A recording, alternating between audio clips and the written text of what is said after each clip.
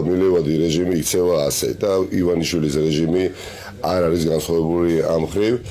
ტრაგედია ის არის, რომ ყველა ხელისუფლების დაკარგვის მოლოდინში ასე იქცეოდა უკანასკნელი 30 წლის განმავლობაში.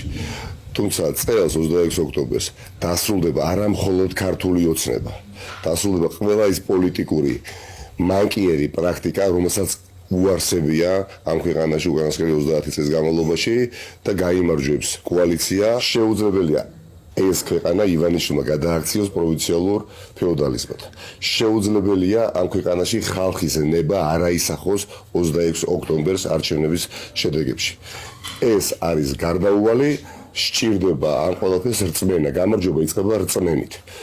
და ნებისმიერი დაქირავებული კალაძე ივანიშვილის მიერ ტიტუშკა ბუნებრივია ისტორიულ მისამართებებს ვერ აღმოხრის ამ ქვეყანაში და ამ ისტორიულ მომენტში ქართველი ხალხი თავის მართალ სიტყვას იტყვის.